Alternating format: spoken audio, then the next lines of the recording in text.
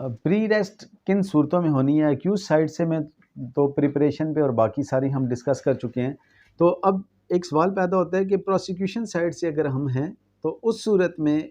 हमें क्या डिफेंस लेना है, अपने आप को, अपने केस को कैसे प्रोटेक्ट करना है और कैसे अपोज करना है बेल को,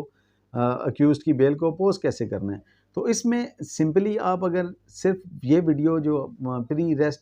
की प्रिपरेशन के मुतालिक बनी है, अगर आप वो देखें और उससे उसके अगेंस्ट चलना शुरू हो जाएं, जैसे कि वो उसमें कहते हैं डिले, तो आप कहते हैं नहीं जी प्रॉम्प्टली लॉज्ड एफआईआर है, डिले नहीं है। प्रॉम्प्टली लॉज्ड एफआईआर कैसे होगा कि आप उस डिले को एक्सप्लेन कर देंगे जी कि ये सपोज इसे फायर लगा, ये ज़ख्मी हो गया और वहाँ पे रश इतनी हो गई, फिर यहाँ से यहाँ आते हैं आप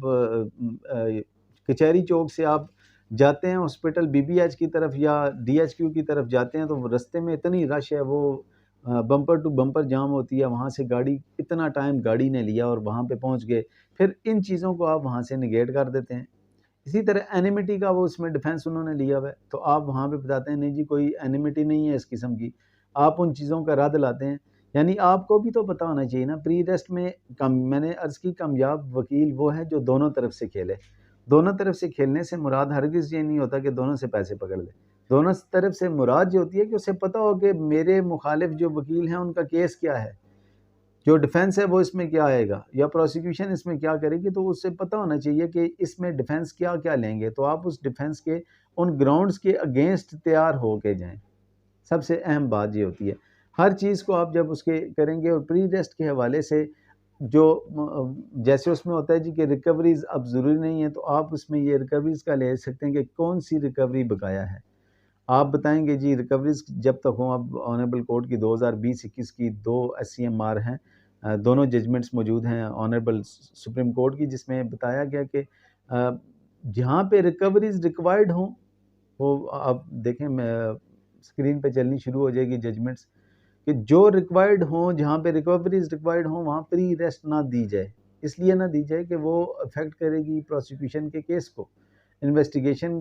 पे वो असर डालेगी। अगर उसकी रिकवरी ही नहीं होगी तो अल्टीमेट रिजल्ट तो केस का उसके अगेंस्ट आएगा। इसी तरह ऑनरेबल सुप्रीम कोर्ट ने 2020 एससीएमआर 249 में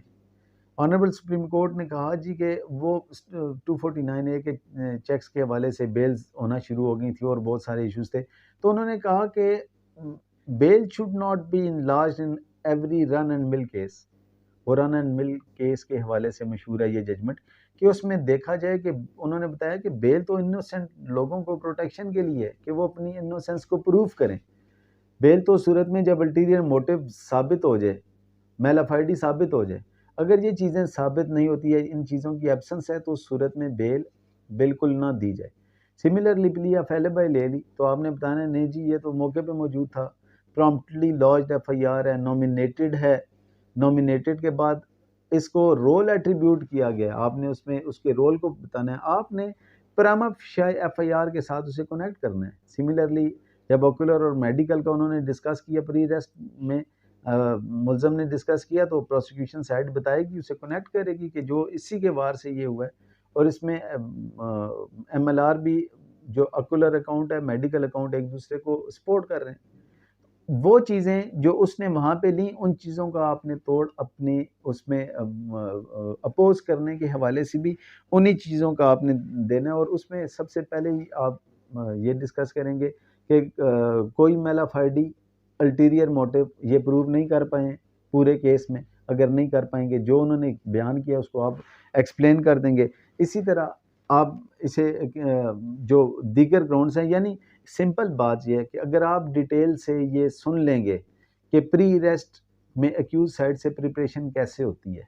तो प्री रेस्ट में अपोज करने के लिए आप उन्हीं सारी चीज़ों का आपके जहन में होना चाहिए कि ये चीज़ें आप वहाँ से माइनस करेंगे,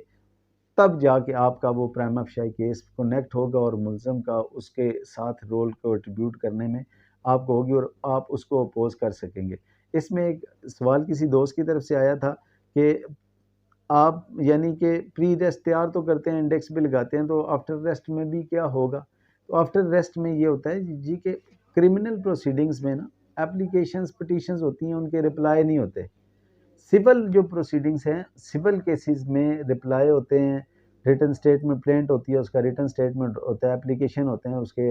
रिप्लाई होते हैं, एतराज़ात लगते हैं, वो हर चीज़ रिटन देनी पड़ती है। लेकिन यहाँ पे सिर्फ मुल्ज़म जो है वो जो क्या कहते हैं, वो कौन सा बयान है, 342 के स्टेटमेंट देता है, उसके अलावा बाकी कोई भी रिटन नहीं होती। प्रोसिक्यूशन साइड से को जो चीज़ें रिटन देनी होती हैं वो सारी चीज़ें आप प्रोसिक्यूशन को ही देते हैं।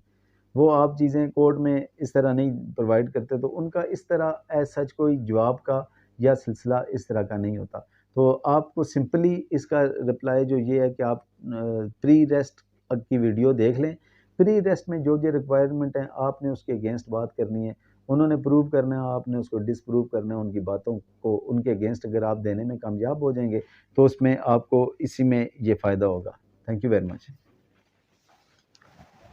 प्री रेस्ट के हवाले से जब आप उसे अपोज कर रहे होंगे तो बताएंगे कि जी के इसके अब्सकॉन्डेंस के चांसेस होंगे। अगर इसको बेल दे दी जाती है तो ये भाग जाएगा, गायब हो जाएगा, कानून के हाथों से दूर चला जाएगा और मुल्ज़म के केस को इफेक्ट होगा। सिमिलरली आप उसमें ये भी कह सकते हैं कि ये एविडेंस ख़राब करेगा। अगर इसको बेल पे छोड़ दिया गया तो ये एविडेंस ख़राब करेगा। तो ये डिफेंसेस होते हैं जो मेनली आप इसमें ले सकते हैं।